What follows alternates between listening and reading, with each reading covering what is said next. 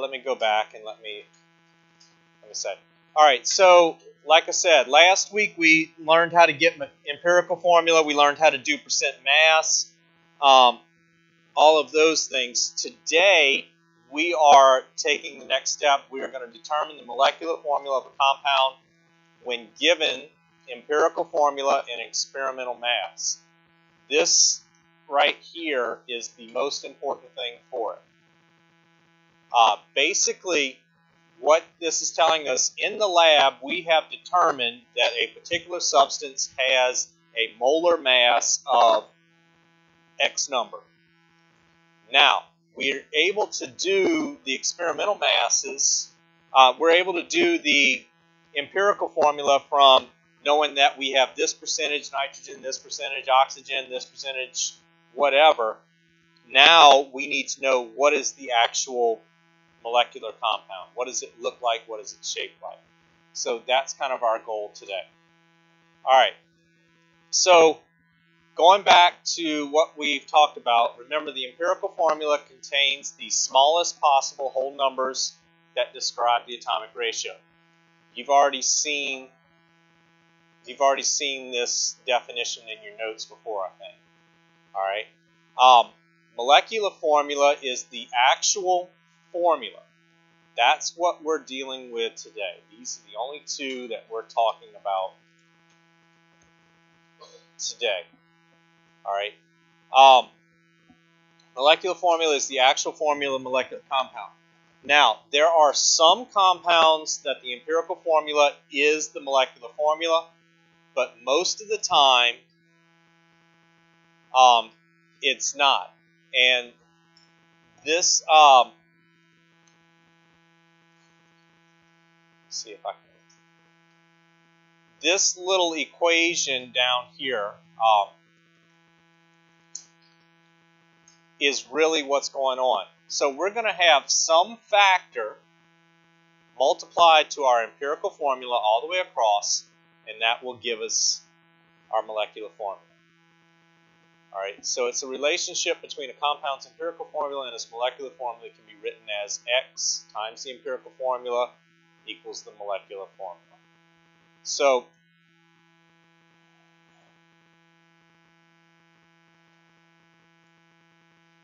octane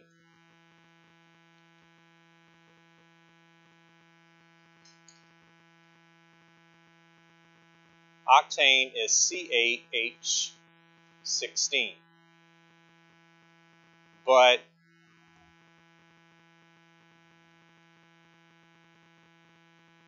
let me try to find one that I can do this with.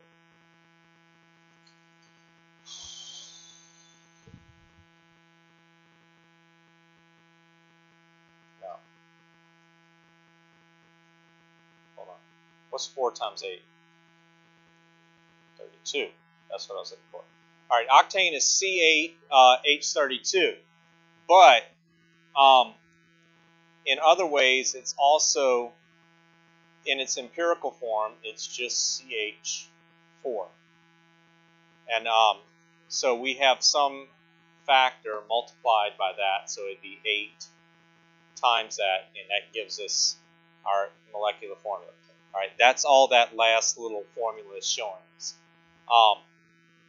And so understand that especially organic compounds can have empirical formula, but it can be multiple different molecular formulas after that. All right, so let's get into really how to solve this. All right, so when we're calculating molecular formulas, the formula masses have a similar relationship. So last week we learned how to determine formula mass. So if I had something like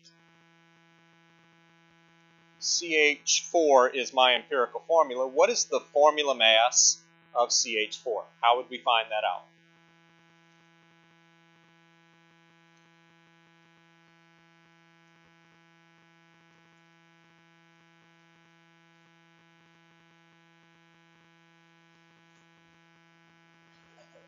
Okay, we're going to take 12. What's the 12 in relation to?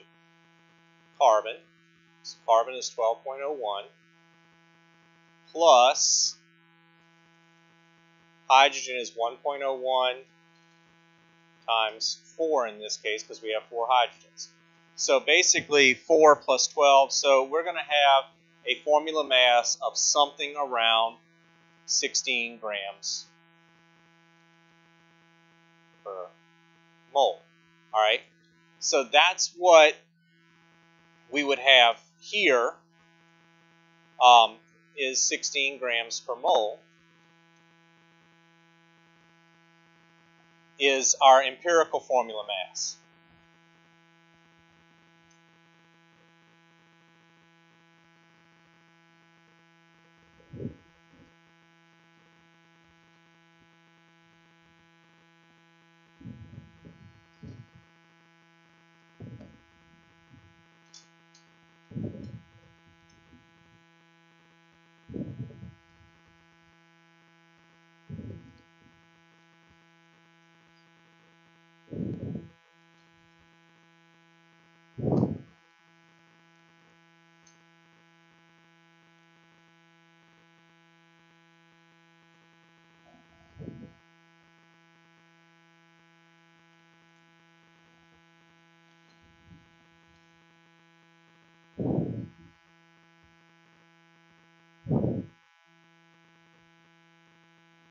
All right. So the formula masses have a similar relationship, but we can't just say that 8 times 16 is going to give us 128. That does it? I don't think it does.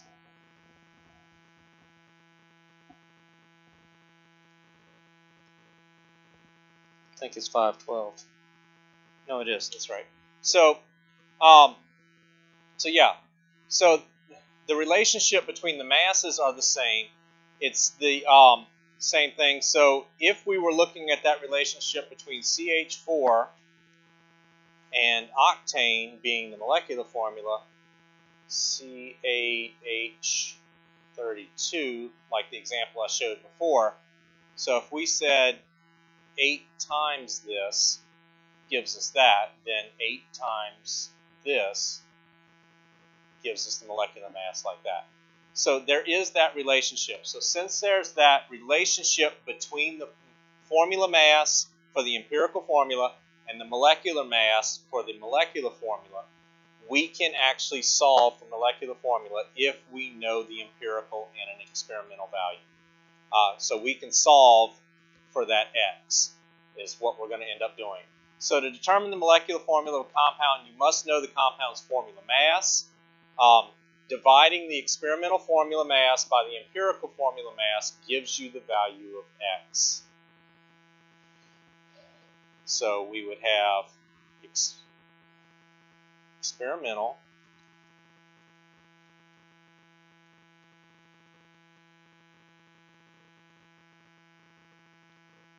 Fm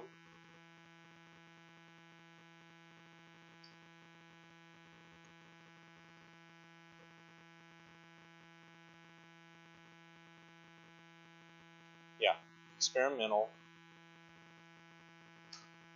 Sorry, I have to think about this. Experimental formula mass divided by empirical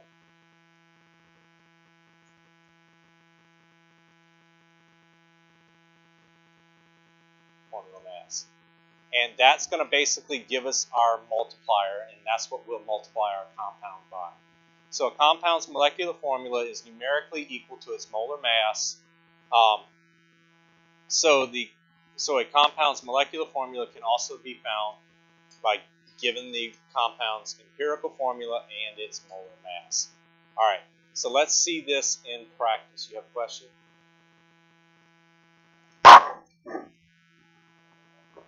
Yes, you're going to have, this is one of those cases where we're going to have to get a whole number. We can't have parts of a number. We can't have parts of a compound. So we have to do it by whole numbers. We can't use decimals in this.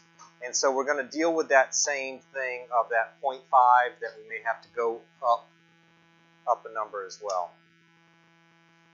And we'll see some examples of that. All right, so I want to show you this one. No, I don't want to show you this slide. All right, so let's look at a sample problem. All right, last week I think we did this problem in our homework or in our practice, but we have, don't worry about it saying in sample problem M. We have determined the empirical formula of a compound of phosphorus and oxygen to be P2O5. This is the empirical formula.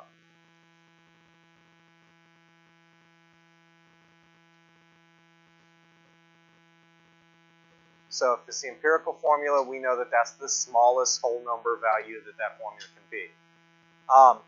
And through experimentation, we have determined that the molar mass of this compound is 283.89. So this is our experimental mass.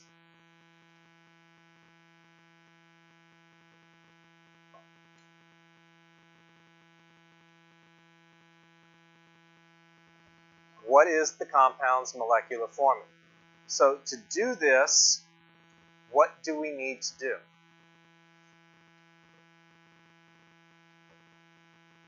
Or what's something that we need to find out first?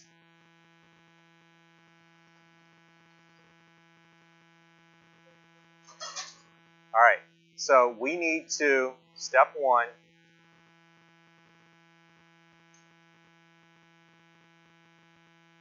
determine formula mass of empirical formula.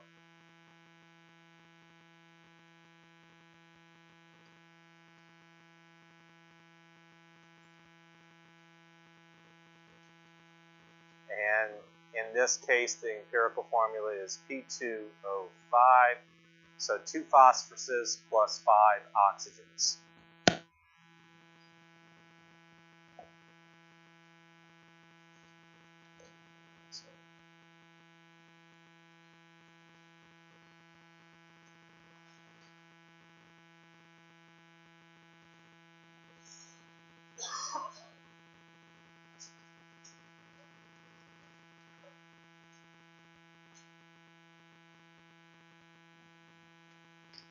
And can anybody tell me what we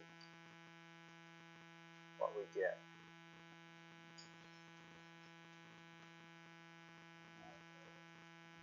Say again? 24O10? No. I want to know the formula mass. That's it. Okay, 141.94. All right. Now that we have the formula mass for this, now we can determine what our actual compound is. So it's experimental 283.89 divided by 141.91. And so when we do that,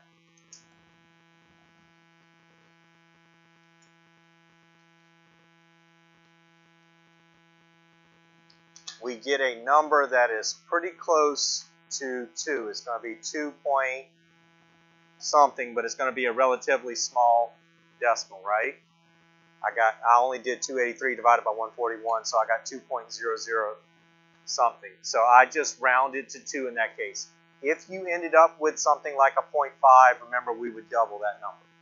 All right? So if our multiplier, if x is 2, so that means that we're going to take 2 times P2O5, so that gives us what Abigail said, P4O10, because 2 times 2 is 4, 2 times 5 is 10. This is our molecular formula.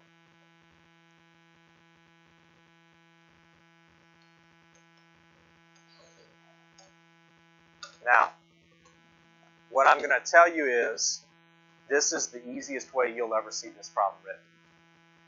Most of the time to do this, you're going to have to solve for the empirical formula first, and then get the molecular formula. So you have to go through all the steps to get there. Yes?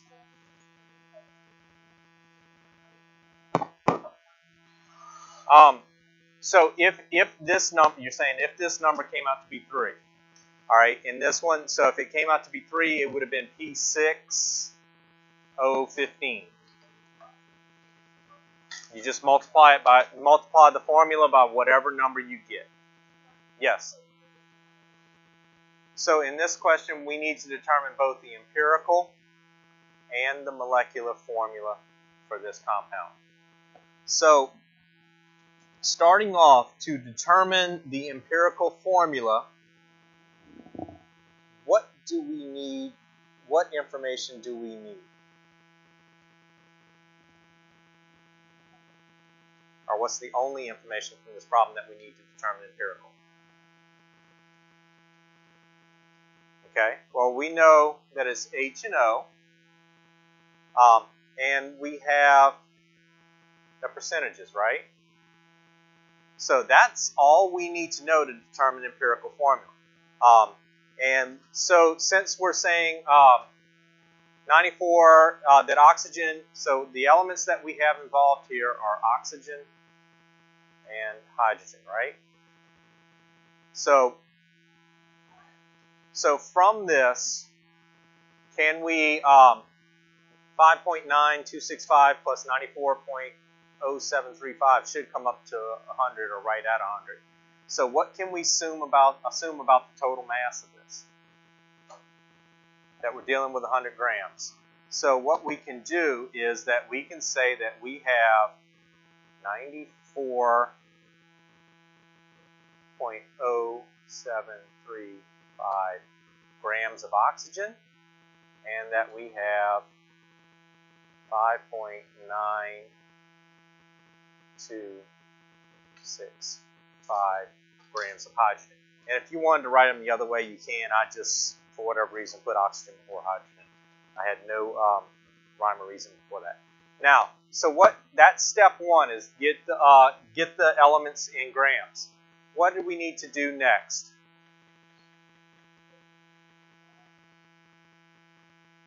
We need to determine the number of moles.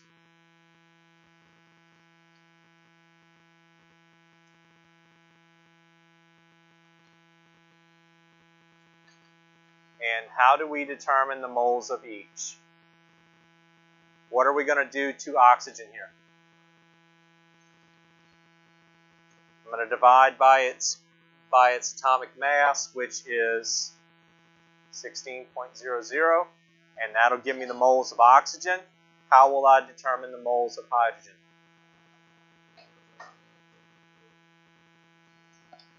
All right, divided by 1.01. All right, so go ahead, find the moles of oxygen and hydrogen.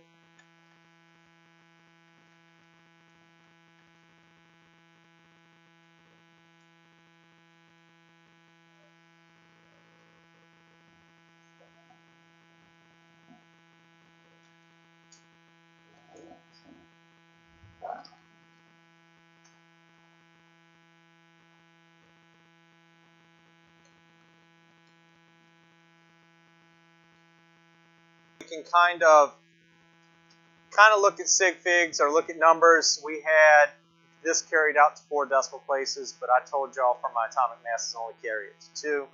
So we really only need to get 4 sig figs in this. So we can go 5.87, what was it, 879. Sorry. No, that's oxygen, 5.879. And then hydrogen was 5.867,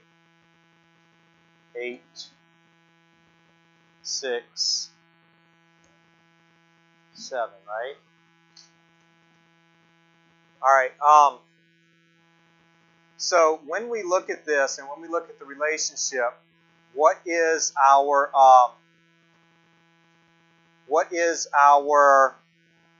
empirical formula going to be? Looking at this, we take the smallest one and divide each one by the smallest one, but we basically come up with a 1-to-1 ratio, right? So we're going to get HO or OH, however you want to write it. This is our what formula? Empirical.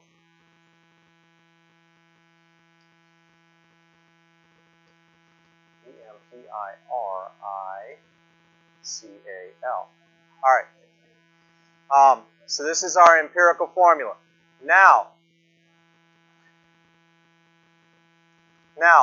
So now we have empirical. We want to know molecular, right? So what's my next step to determine my molecular? I need to know the formula mass. I need to know the experimental mass, which my experimental mass I'm going to take from right here, right?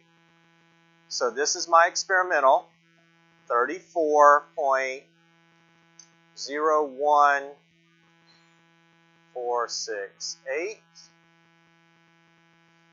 This is my experimental, and I'm just going to write experimental over here. And it's experimental over the formula mass of the empirical. And I don't really have to solve it first. I could just go ahead and say that I have 1.01 plus 16.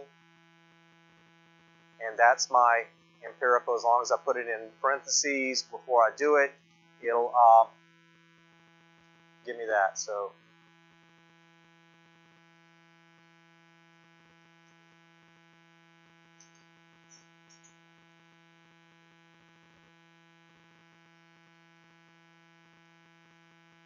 just saving some time there. So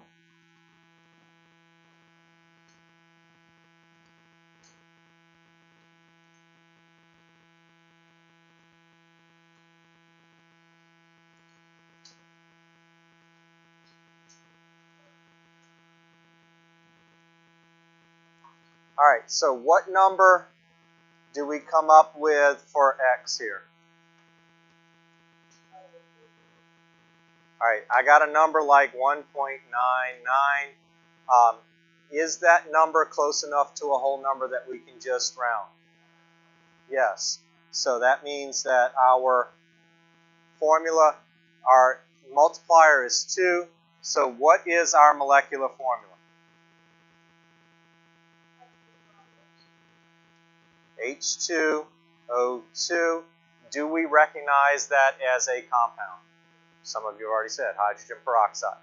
So yes, that is how we determine that hydrogen peroxide is H2O2 rather than just HO. What do we recognize as just OH or HO? Hydroxide, which is a polyatomic ion.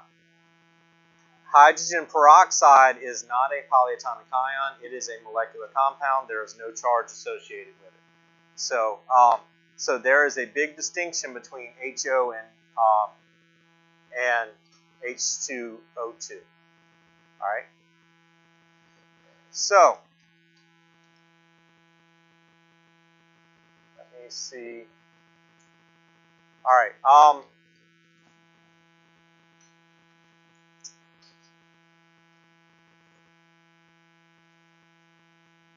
right. So what I want you to do on your own right now, I want you to go ahead and try number 6. And I'm going to go ahead and write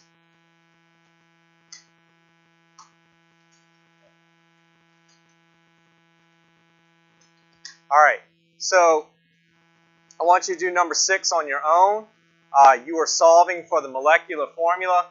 So the empirical formula of trichlorocyanuric acid, the active ingredient in many household bleaches, is OCNCl. I'm struggling today. The molar mass of this compound is 232.41. I will make a note here. This is the experimental, just so that you know.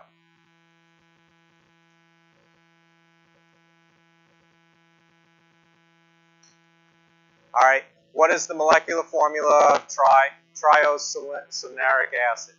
Ugh. I just will call it Oknackle.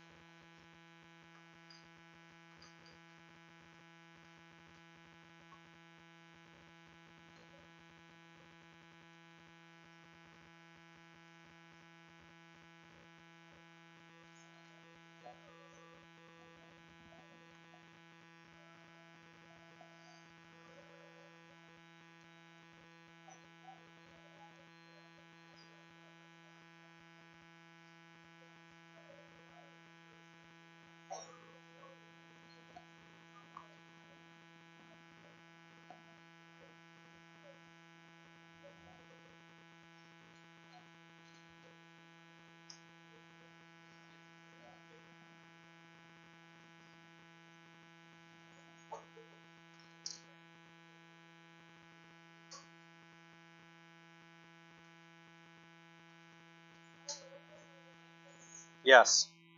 If you want to try another one on your own, you can.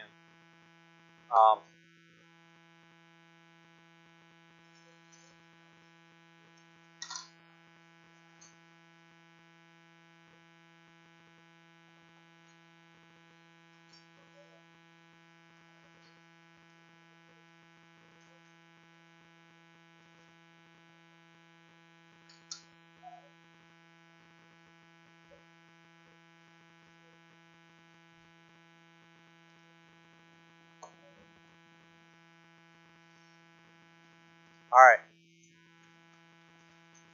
So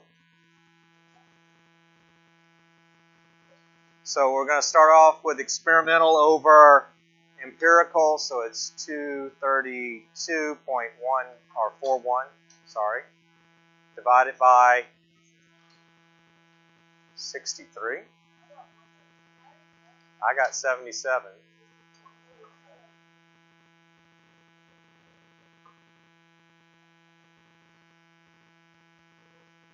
I got 47 because, all right. So I got 232 over 77. So let's talk about how we got this number because I heard a couple of different things. We have oxygen, which is 16.00, plus carbon, which is 12.01, plus nitrogen, which is 14.01, and then the last one is chlorine, which is 35.45. Look at that, all of those were from memory. All right, and if you add all of those up, we only have one of each, and that gives us 77.47. I really just did it with whole numbers. I didn't even use the decimals, and I got 77, and it works either way. All right, so what becomes our multiplier to our formula? 3.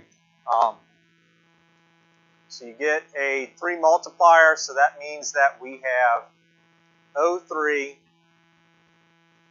C3, N3, Cl3. All right, now, if on the test or if on a quiz or on your homework you just write it like that, I would give you full credit. But I don't like the way that formula is written because that's not how I've ever seen this particular compound written. If you have a carbon in the compound, typically the carbon comes first because carbon is most important. So it's C3O3, N3, Cl3. Because they were trying to mess with your mind so that you didn't just punch it into Google and come up with it. All right. And I want you to go ahead and try one more. Try number 7 on your own, and then I'll put the answer up for you. Yes.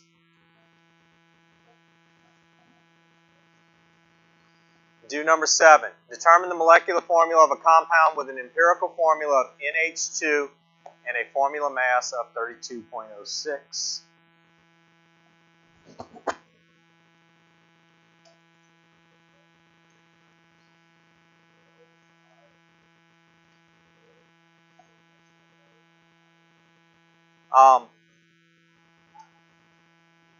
When I write them, like I use Times New Roman, so you'll see that the L is an L. On here, you just got to know. I mean, atomic mass units, we can assume that that is grams per mole. That means the same thing.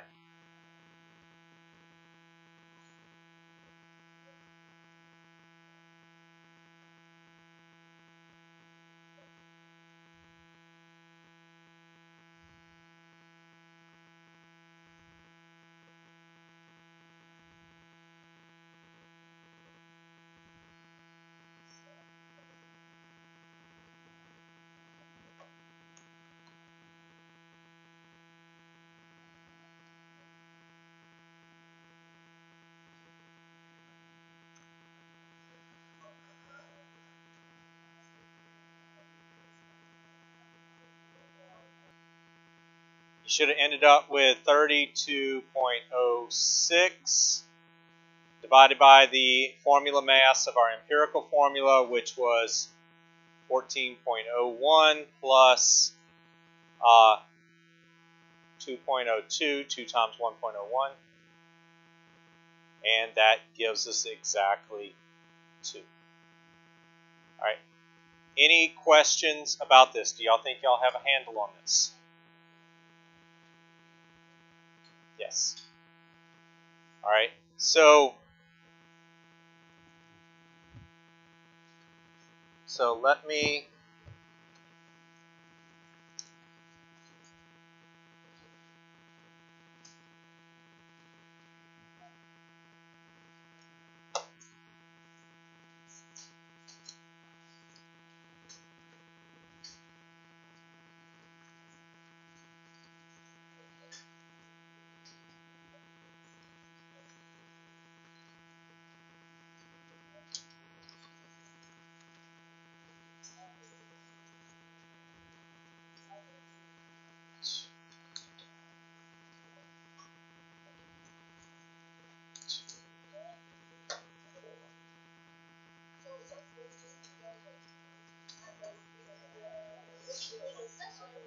Wednesday.